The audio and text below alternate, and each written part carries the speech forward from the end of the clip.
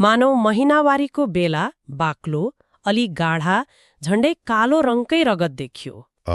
धेरै जसोको दिमागमा त सिधै एउटा त्रास नै आउँछ नि। हो नि, लाग्छ कि शरीरभित्र पक्कै केही भयानक रोग लागिसक्यो। या भनौँ न, कुनै भित्री अङ्गमै गम्भीर क्षति पो भयो कि भन्ने डर हुन्छ।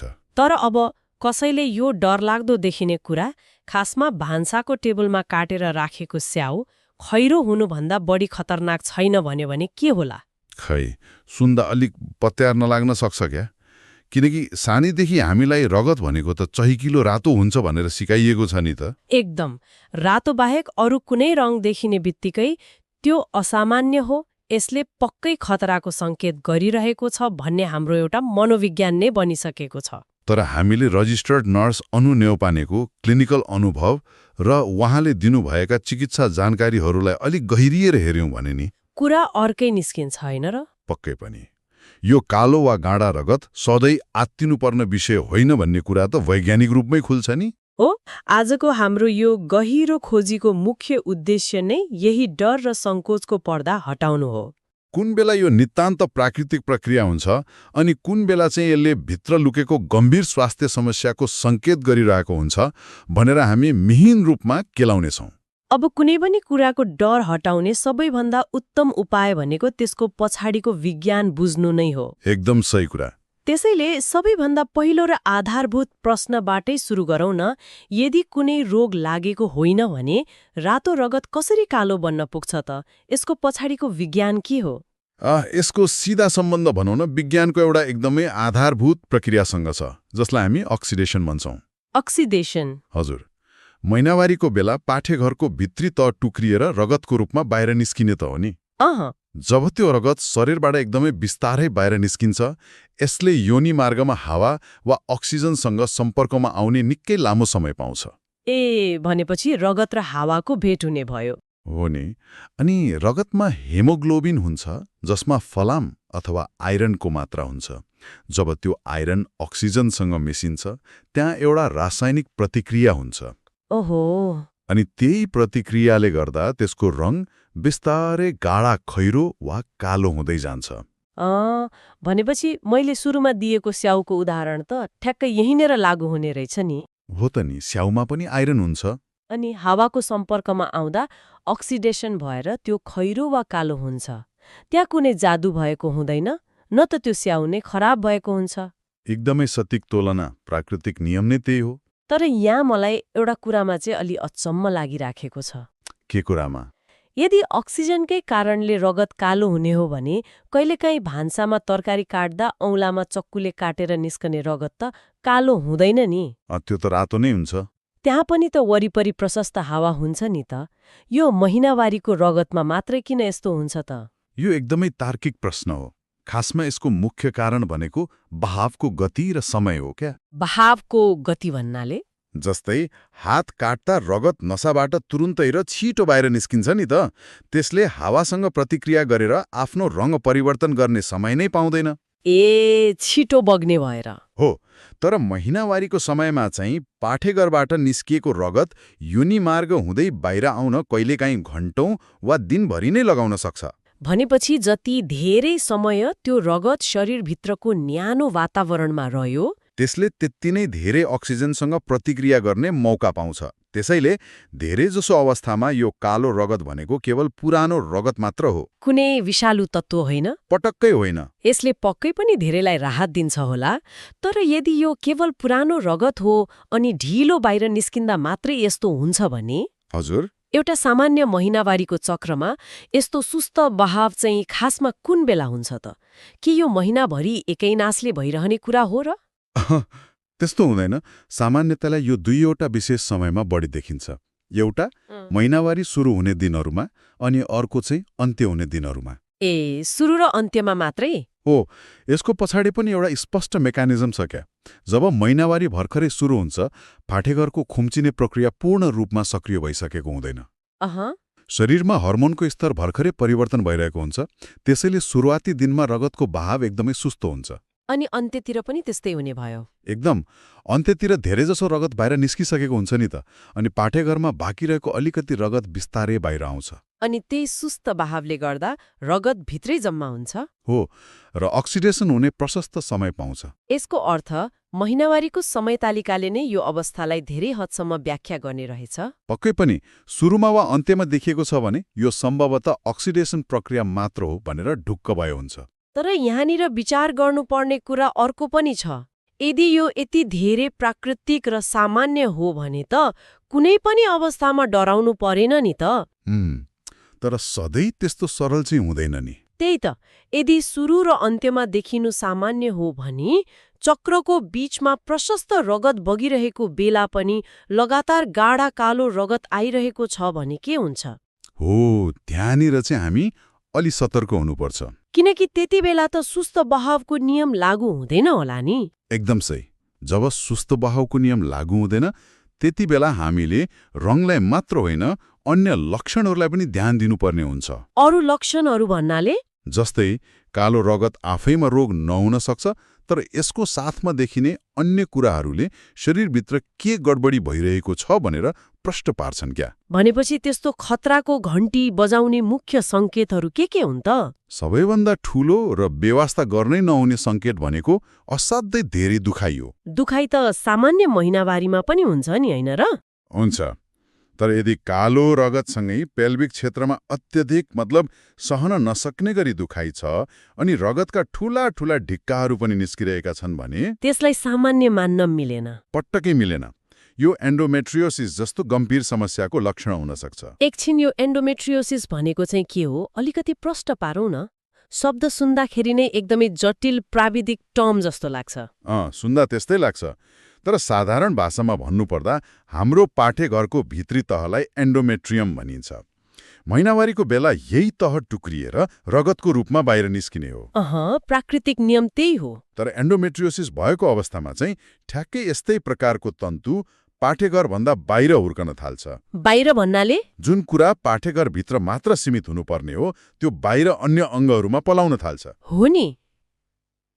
जस्तै अण्डाशयमा, फेलोकेन ट्युबमा वा कहिलेकाहीँ त पेटको भित्री भागमै पनि। ओहो, अनि त्यसले के समस्या ल्याउँछ त? समस्या कहाँनिर सुरु हुन्छ भने नि जब महिनावारीको समय आउँछ र हर्मोनले अब रगत बग्ने बेला भयो भनेर सङ्केत दिन्छ, ती बाहिर पलाएका तन्तुहरू पनि टुक्रिएर रगत बग्न थाल्छन्। हो, एकदम। तर पाठेघरभित्रको रगत त योनिमार्ग हुँदै बाहिर निस्कने प्राकृतिक बाटो हुन्छ नि। तर ती बाहिरी तन्तुहरूबाट बगेको रगत बाहिर निस्कने कुनै बाटो हुँदैन क्या। भनेपछि त्यो रगत भित्रै फस्ने भयो। एकदम। त्यो रगत शरीरभित्रै जम्मा भएर बस्छ, जसले गर्दा चरम दुखाइ र सुन्निने समस्या हुन्छ। अनि जब त्यो जमेको पुरानो रगत बल्ल तल्ल पाठेघर हुँदै बाहिर निस्किन्छ? हो, त्यो एकदमै बाक्लो, ढिक्का परेको र भारी अक्सिडेसनको कारणले गर्दा कालो रङको हुन्छ। यो कुराले मलाई एउटा गम्भीर विषयमा सोच्न बाध्य बनायो। के कुरामा? हाम्रो समाजमा नि महिनावारीको बेला हुने दुखाइलाई सामान्य भनेर टार्ने एउटा अचम्मको परम्परा छ क्या। जति दुखे पनि सहन गर्नुपर्छ, महिला भएपछि यस्तै हो भन्ने भाष्य निर्माण गरिएको छ। त्यो त एकदमै व्याप्त छ। तर तपाईले व्याख्या गरेको मेकानिजम सुन्दा त यो गम्भीर दुखाइ भनेको शरीरले मभित्र रगत जमेर खतरनाक अवस्था भइरहेको छ भनेर बजाएको इमर्जेन्सी साइरन जस्तो पो लाग्यो त। ठ्याक्कै त्यही हो। जसरी घरमा आगो लाग्दा धुवाँको अलार्म बज्छ, के यो दुखाइ पनि त्यस्तै अलार्म होइन र? यो एकदमै महत्त्वपूर्ण र गम्भीर कुरा उठाउनु भयो। दुखाइलाई सहनुपर्छ भन्ने मान्यताले धेरैलाई वर्षौंसम्म एन्डोमेट्रियोसिस जस्ता रोगहरूको उपचारबाट वञ्चित गराएको छ। हो नि, दुखाइ सहेर बस्नु बहादुरी होइन। महिनावारीमा हल्का असहज हुनु वा पेट दुख्नु सामान्य हो, तर यदि दुखाइले दैनिक काम नै गर्न नसकिने वा ओछ्यानबाट उठ्न नसकिने अवस्था ल्याउँछ अनि साथमा गाढा कालो रगतका ठूला ढिक्का आउँछन् भने त्यो कुनै पनि हालतमा सामान्य होइन, त्यो अलार्म नै हो। अनि दुखाइ मात्र नभएर संक्रमण अथवा इन्फेक्सनको कुरा पनि छ नि। संक्रमण हुँदा पनि रगतको रङ परिवर्तन हुन्छ भनिन्छ नि। हो, इन्फेक्सन अर्को ठूलो कारण हो। तर सामान्य अक्सिडेसन भएर कालो भएको रगत र संक्रमण भएर कालो भएको रगतलाई चाहिँ कसरी छुट्याउने त? यो छुट्याउन अलि सहज छ क्या, किनभने संक्रमणले रङ मात्र परिवर्तन गर्दैन, अरू पनि प्रष्ट सङ्केतहरू दिन्छ जुन व्यवस्था गर्नै सकिँदैन। जस्तै यदि कालो रगतसँगै असाध्यै नराम्रो वा भनौँ न कुहेको जस्तो गन्ध आउँछ, ज्वरो आएको छ, योनि क्षेत्रमा चिलाउने समस्या छ वा अस्वाभाविक स्राव भइरहेको छ भने त्यो त सिधै ब्याक्टेरिया वा फंगल इन्फेक्सनको लक्षण भयो। एकदम। यस्तो अवस्थामा अक्सिडेसनको नियम मात्र लागू हुँदैन। ब्याक्टेरियाले त्यहाँको प्राकृतिक अम्लीयपनलाई बिगारेर तन्तुहरूलाई संक्रमित बनाएको हुन्छ। भनेपछि यस्तो अवस्थामा चाहिँ तुरुन्तै डाक्टर कहाँ जानु पर्यो? पक्कै पनि यसमा ढिला गर्नै हुँदैन। अब अहिलेसम्म त हामीले पाठेघर र त्यस वरपरका स्थानीय समस्याहरूको कुरा गर्यौं, तर शरीर त एउटा सिङ्गो जोडिएको प्रणाली हो नि त। हो, सबै कुरा एक आपसमा जोडिएको हुन्छ। कहिलेकाहीँ समस्या पाठेघरमा नभएर शरीरको अन्य प्रणालीमा हुँदा पनि यसको असर महिनावारीमा देखिन्छ, जस्तै हर्मोनल असन्तुलन र PCOS। हो, PCOS त आजभोलि एकदमै धेरै सुनिने समस्या हो नि। यिनीहरूले चाहिँ कसरी रगतको बहाव र रङलाई असर गर्छन् त? अण्डाशयको समस्या कसरी कालो रगत बनेर बाहिर आउँछ? अब यसलाई बुझ्न हामीले हर्मोनको चक्रलाई हेर्नुपर्छ। PCOS भएको अवस्थामा महिलाको शरीरमा पुरुष हर्मोन, जसलाई एन्ड्रोजेन भनिन्छ, त्यसको मात्रा अस्वाभाविक रूपमा बढ्छ। अनि त्यसले अण्डाशयलाई असर गर्छ? हो, त्यसले गर्दा अण्डाशयले नियमित रूपमा अण्डा निष्कासन गर्न सक्दैन। अण्डा निष्कासन नभएपछि शरीरमा प्रोजेस्टेरोन भन्ने हर्मोनको उत्पादनमा कमी आउँछ। ए, अनि प्रोजेस्टेरोनकै कमीले महिनावारीलाई नियमित हुन दिँदैन? ठ्याक्कै। प्रोजेस्टेरोनले नै पाठेघरको भित्री तहलाई अब टुक्रिएर बाहिर निस्किने बेला भयो भनेर सङ्केत दिने हो। अनि त्यो हर्मोनै कम भएपछि त सङ्केतै नपाउने भयो। हो, सङ्केत नपाएपछि त्यो भित्री तह महिनाभरि लगातार बाक्लो हुँदै जान्छ, तर समयमा झर्दैन। ओहो। अनि जब धेरै पछि त्यो झर्न थाल्छ नि, त्यो एकदमै बाक्लो भइसकेको हुन्छ र बाहिर निस्कन निकै सुस्तो हुन्छ। अनि फेरि त्यही सुस्त बहावको नियम लागू भयो। धेरै समयभित्र जम्मा भएको कारणले PCOS भएकाहरूमा कालो र ढिक्का परेको रगत देखिने सम्भावना धेरै हुन्छ। एकदम सही बुझ्नुभयो। यो मेकानिजम सुन्दा त शरीर कति जटिल तरिकाले जोडिएको छ भन्ने महसुस हुन्छ क्या। हो त नि। तर अर्को एउटा कारण मलाई झन अचम्मको लागिरहेको छ। कुन चाहिँ? नर्स अनु न्यौपानेको जानकारीमा उल्लेख भए अनुसार नि मानसिक तनाव मतलब स्ट्रेसले पनि हर्मोनमा असर गर्छ र कालो रगत निम्त्याउन सक्छ अरे। यो एकदमै रोचक पाटो हो। हामी त तनावलाई केवल दिमागको थकान मान्छौं नि। अफिसको काम, डेडलाइन वा घराइसी चिन्ताले कसरी पाठेघरबाट बग्ने रगतको रङ नै परिवर्तन गर्न सक्छ त? यो नि मस्तिष्क र प्रजनन प्रणाली बीचको एउटा अचम्मको सम्बन्ध हो क्या। जब हामी अत्याधिक तनावमा हुन्छौं, हाम्रो शरीरले कोर्टिसोल भन्ने स्ट्रेस हर्मोन उत्पादन गर्छ। यो हर्मोनले शरीरलाई सङ्कटकालीन अवस्थामा लड्न वा भाग्न तयार पार्छ। शरीरले सोच्छ अहिले सङ्कटको बेला हो, बच्चा जन्माउने वा प्रजनन प्रणाली चलाउने समय होइन। ए, अनि शरीर सङ्कटकालमा भएको बेला प्रजनन प्रणालीलाई काम गर्न रोकिदिन्छ। ठ्याक्कै त्यही हो। शरीरले प्रोजेस्टेरोन बनाउन प्रयोग हुने कच्चा पदार्थहरूलाई तानेर कोर्टिसोल बनाउन प्रयोग गर्न थाल्छ। ओहो, भनेपछि हर्मोनकै चोरी हुने भयो। हो, यसलाई चिकित्सा विज्ञानमा प्रेग्नेनोलोन स्टिल भनिन्छ। यसले गर्दा अण्डा निष्कासनमा ढिलाइ हुन्छ, महिनावारी चक्र बिग्रिन्छ। अनि रगत पाठेघरभित्रै लामो समयसम्म जम्मा भएर बस्छ, अनि जम्मा भएको रगत अक्सिडेसन भएर कालो बन्छ। एकदम सही। यो साँच्चै नै गहिरो कुरा हो। हाम्रो मानसिक अवस्था र जीवनशैलीले प्रत्यक्ष रूपमा हाम्रो रगतको रङ परिवर्तन गरिरहेको छ नि। हो नि। तर यी दीर्घकालीन वा प्रणालीगत समस्याहरू बाहेक एउटा यस्तो अवस्था पनि छ जसले तुरन्तै खतराको घण्टी बजाउँछ। त्यो हो गर्भावस्थासँग जोडिएका जटिलताहरू। यसमा त एकदमै ध्यान दिनुपर्छ नि, हैन र? सामान्यतया मानिसहरूले महिनावारी भयो भने गर्भ बसेको छैन भनेर सोध्छन् क्या। तर कहिलेकाहीँ मानिसलाई आफू गर्भवती भएको थाहै नहुन सक्छ। अनि त्यस्तो बेला समस्या कसरी आउँछ त? यदि गर्भावस्थाको शङ्का छ र अचानक असाध्यै तल्लो पेट दुखेर कालो रगत बग्न थाल्यो भने त्यसलाई सामान्य महिनावारी भनेर झुक्किनु हुँदैन। त्यसो भए त्यो महिनावारी होइन भने के हो त? त्यो एक्टोपिक प्रेग्नेन्सी वा गर्भपतनको सुरुवाती सङ्केत हुन सक्छ। एक्टोपिक प्रेग्नेन्सी भनेको गर्भ पाठेघर बाहिर बस्ने अवस्था होइन? हो, भ्रूण पाठेघरमा नभई फ्यालोपियन ट्युबमा बस्छ। जब त्यो भ्रूण बढ्दै जान्छ त्यसले ट्युबलाई चाट्न थाल्छ। ओहो, त्यो त एकदमै खतरनाक भयो। हो नि, त्यहाँबाट रगत बगेर भित्रै जम्मा हुन्छ र पुरानो भएपछि गाढा कालो रङमा योनि मार्गबाट बाहिर निस्किन्छ। यस्तो अवस्थामा चरम दुखाइ हुन्छ। भनेपछि यो त एकदमै गम्भीर मेडिकल इमर्जेन्सी भयो। एकदम। यसले ज्यान नै जोखिममा पार्न सक्छ। यस्तो बेला 1 मिनेट पनि ढिला नगरी डाक्टर कहाँ जानुपर्छ। अक्कै पनि गर्भावस्थाको शङ्का र दुखाइ सहितको कालो रगत देख्यो भने यसलाई कहिल्यै हल्का रूपमा लिनु हुँदैन। पटक्कै हुँदैन। अब यति धेरै चिकित्सकीय र वैज्ञानिक जानकारीपछि यसको व्यवस्थापनतिर लागौँ न। दैनिक जीवनमा यी समस्याहरूलाई कसरी कम गर्न सकिन्छ त? महिनावारी स्वास्थ्य र हर्मोन सन्तुलनको लागि नि एकदमै आधारभूत जीवनशैलीमा जोड दिनुपर्छ क्या। जस्तै तनाव व्यवस्थापन गर्ने, प्रशस्त पानी पिउने, स्वस्थ र सन्तुलित खाना खाने, पर्याप्त निद्रा लिने र सरसफाइमा ध्यान दिने। अनि अर्को महत्त्वपूर्ण कुरा, हजुर, आफ्नो शरीरका लक्षणहरूलाई नियमित रूपमा ट्र्याक गर्नु पनि एकदमै फाइदाजनक हुन्छ। यहाँनिर चाहिँ मलाई अलिकति विरोधाभास जस्तो लागिरहेको छ। किन र? होइन, हामी PCOS, हर्मोनल असन्तुलन र कोर्टिसोल जस्ता सुन्दाखेरि नै भारी लाग्ने जटिल समस्याहरूको कुरा गरिरहेका छौँ नि त। तर समाधानको रूपमा चाहिँ पानी पिउने र सुत्ने जस्ता एकदमै साधारण कुराहरू सुझाइएको छ। के साँच्चै एउटा गिलास पानी वा राम्रो निद्राले यति जटिल मेकानिजमलाई सुधार्न सक्छ र? सुन्दा अचम्म लाग्ला, तर यसलाई साधारण भनेर कम आँक्नु हुँदैन क्या। हाम्रो शरीरको 70% भाग त पानी नै हो नि।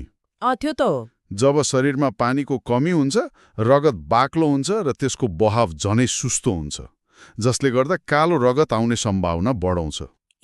भनेपछि बहावलाई राम्रो बनाउन पानी चाहियो। हो।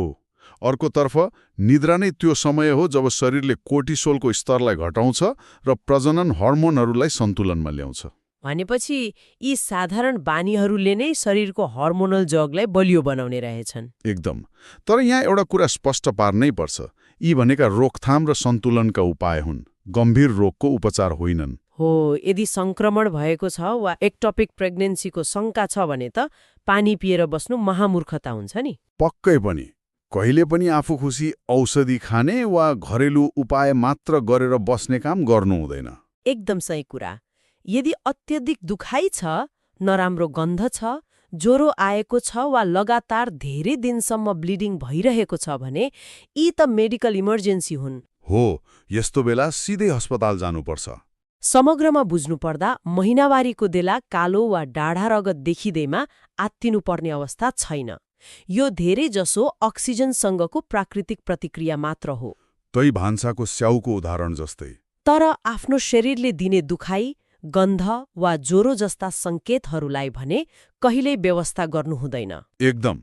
रगतको रङले हामीलाई एउटा सानो जानकारी दिन्छ, तर सम्पूर्ण स्वास्थ्यको अवस्था बुझ्न अरू लक्षणहरूको पनि विश्लेषण गर्नुपर्छ नि। आजको छलफलले हामीलाई शरीर र यसका संयन्त्रहरूबारे साँच्चै धेरै कुरा सिकाएको छ।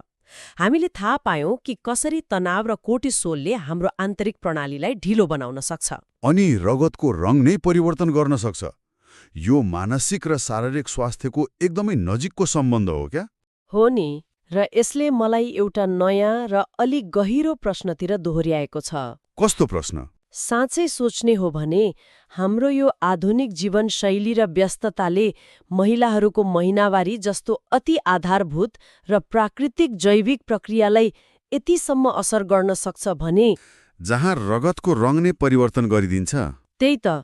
अनि हाम्रो शरीरभित्र अरू कस्ता सुस्त र अदृश्य परिवर्तनहरू भइरहेका होलान् त? ओहो, यो त एकदमै गहिरो कुरा हो। सायद हाम्रो आधुनिक जीवनशैलीले हाम्रा कोशिका र अङ्गहरूमा यस्ता कैयौं मौन परिवर्तनहरू ल्याइरहेको छ जसलाई हेर्न वा बुझ्न हामीले अझै सिकेकै छैनौं। पक्कै पनि।